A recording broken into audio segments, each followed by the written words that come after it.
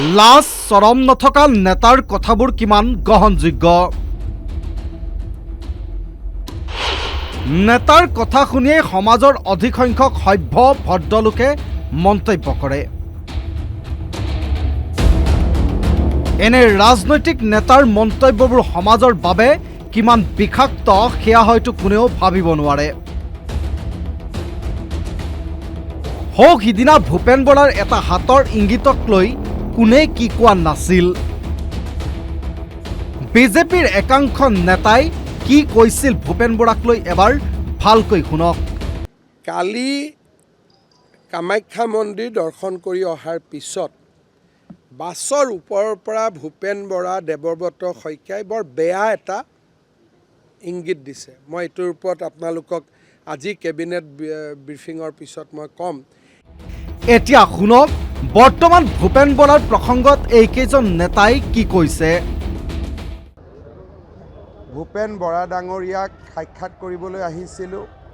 তেওঁ যোৱাকালি কংগ্ৰেছ দলৰ পৰা পদত্যাগ কৰিছিলে আৰু মই আপোনালোকক জনাবলৈ পাই অতি আনন্দিত যে অহা 22 তাৰিখে তেখেতে ভাৰতীয় জনতা পাৰ্টিত আনুষ্ঠানিকভাৱে যোগদান কৰিব।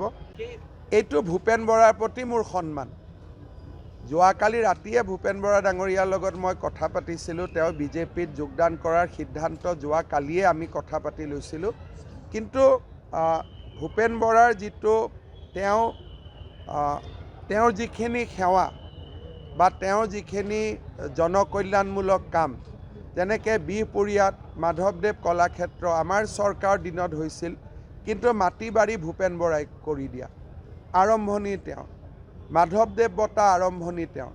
গতিকে কংগ্ৰেছত থাকিও অসমীয়া মেইনষ্ট্ৰীম মানুহৰ কাৰণে তেওঁ কাম কৰি আছিল। মই ভাবোঁ যে তেখেতক পাৰ্টিত তেওঁ আমাৰ কাৰ্যালয়ত গৈ যোগদান কৰিব পাৰিলেহেঁতেন, কিন্তু মোৰ এজন পাৰ্টিৰ কাৰ্যকৰ্তা হিচাপে মোৰ দায়িত্ব যে যেতিয়া ভূপেন বৰাৰ দৰে এজন ব্যক্তিয়ে কংগ্ৰেছ ত্যাগ কৰি বিজেপিত যোগদান কৰে, মই নিশ্চয় আহি তেওঁক মাত কথা দিবও লাগে। আৰু মই কংগ্ৰেছত থাকোঁতেতো ইয়াত প্ৰায়ে আহি আছিলোঁ, গতিকে এইটো মোৰ কাৰণে নতুন এড্ৰেছো নহয়। এনে নেতাৰ মুখচুপতিয়ে সমাজখন কিমান বেয়াৰ দিশে নিছে সেয়া হয়তো নকলেও হ'ব। কাৰণ নেতাৰ মুখচুপতিৰ মাজতে এইগৰাকী মহিলাই অৰ্থাৎ ভূপেন বৰাৰ বিৰুদ্ধে কিমান ভয়ংকৰ অভিযোগ আনিছিল এবাৰ ভালকৈ শুনক।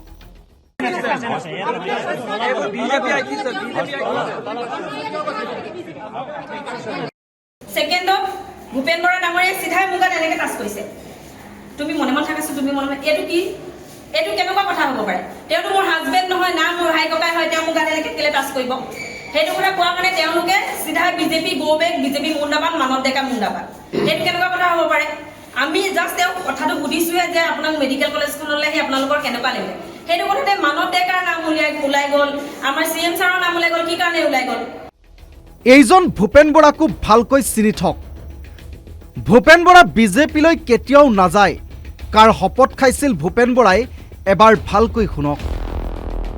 নহয়, সম্পৰ্ক নহয়, মই সেইকাৰণে এতিয়া কৈ দিছোঁ আপোনালোকক, মোৰ গেৰাণ্টি যদি অসমৰ ৰাইজে বিচাৰে, মই মা কামাখ্যা আৰু বটদ্ৰৱা থানত গৈ শপত ল'বলৈ ৰেডি আছোঁ যে এই জনমত মই দল পৰিৱৰ্তন নকৰোঁ। কিন্তু মই এইটো চেলেঞ্জ কৰিছোঁ মুখ্যমন্ত্ৰীক যে মই যি শপত ল'ব বিচাৰিছোঁ সেই শপত অসমৰ মুখ্যমন্ত্ৰী হিমন্ত বিশ্ব শৰ্মা ডাঙৰীয়াই দল নবদলাম বুলি ল'ব নোৱাৰে। কামাখ্যা মন্দিৰ আৰু বৰদোৱা থানৰ শপত খাবলৈ সাজু হৈছিল ভূপেন বৰা। তেওঁ কেতিয়াও বিজেপিলৈ নাযায়।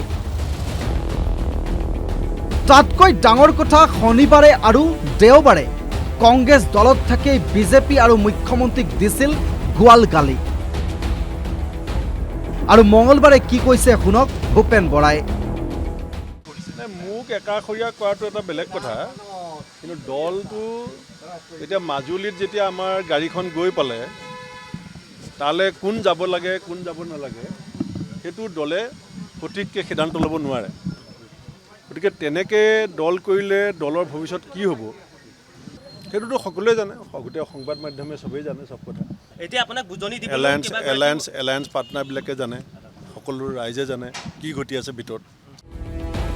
নেতাৰ এনেবোৰ চৰিত্ৰই অসমীয়া সমাজ ব্যৱস্থা ধ্বংস কৰাৰ দিশত। নেতাই কথা কয় আৰু নেতাৰ কথা শুনি দলৰ তৃণমূলক কৰ্মীয়ে কি কৰে এবাৰ এই দৃশ্যটো চাওক। ইমানতে কথাবোৰ শেষ হোৱা নাই। সংবিধানৰ শপত লৈ এইসকল লাজ চৰণ নথকা নেতাৰ আকৌ পবিত্ৰ সদনৰ মজিয়াত তেওঁলোকৰ ব্যৱহাৰ চাওক। সদনৰ মজিয়াত বান্দৰ, এন্দুৰ আৰু মহিলাক চুমা খোৱাৰ প্ৰসংগ। মোৰ মাজত নকব, মই ফৰেষ্ট ডিপাৰ্টমেণ্টৰ কথা কওঁতে মোৰ মাজত কথা ক'ব পাৰিম নে নোৱাৰিম? আপুনি কয় চুমা বাবাৰ কথা ইয়াত শুনিব হোৱা নাই। মই এজন বিধায়ক, মোৰ অধিকাৰ আছে, অধিকাৰৰ মতে কম। 17 মিনিট 1 ছেকেণ্ড মই বেছি নকওঁ, 1 ছেকেণ্ডো মই কম নকওঁ, 17 মিনিট মই পুৰা কম। হ'ব ইতিমধ্যে আপুনি ফৰেষ্ট ডিপাৰ্টমেণ্টৰ কথা পাতোতে ইয়াত চুমা বাবাৰ কথা শুনিবলৈ অহা নাই। কথা পাতি থাকিম ইয়াত মই চুমা বাবাৰ কথা শুনিবলৈ অহা নাই। এনেকৈ লাখ লাখ লোকক প্ৰতিনিধিত্ব কৰি আহিছে এইসকল জনপ্ৰতিনিধিয়ে। ৰাজ্যৰ শিক্ষা, স্বাস্থ্য, নিবনুৱা সমস্যাৰ দূৰীকৰণৰ কথাবোৰতকৈ এওঁলোকৰ মুখত লাজ কাণ নাক কুচোৱা কথাবোৰে স্থান পায়। এনেকৈয়ে চলিছে ৰাজনীতি। ৰাজনীতিৰ মহুৰাত এতিয়া দিশহৰা জনতা। কেতিয়াকৈ পবিত্ৰ সদনৰ মজিয়াৰ পৰা এনে পাতলীয়া বিষয়বোৰ নোহোৱা হ'ব? কেতিয়াকৈ সংস্কাৰী হ'ব অসমৰ একাংশ ৰাজনৈতিক নেতা? তেওঁলোকক সংস্কাৰী কৰাৰ শিক্ষা দিব কোনে? নিৰ্বাচনত মুখে মুখে চৰ্চিত কথাষাৰেই হৈছে ৰাইজেই ৰজা। নিৰ্বাচন আহিছে যেতিয়া ৰাইজে এওঁলোকক উচিত শিক্ষা দিব পাৰিব। এতিয়া সকলো ৰাইজৰে ওপৰত।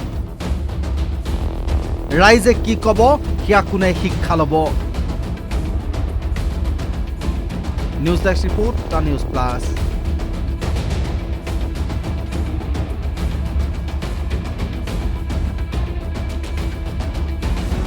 যিকোনো খবৰৰ বাবে যোগাযোগ কৰক আমাৰ এই নম্বৰত 9181 307 2221।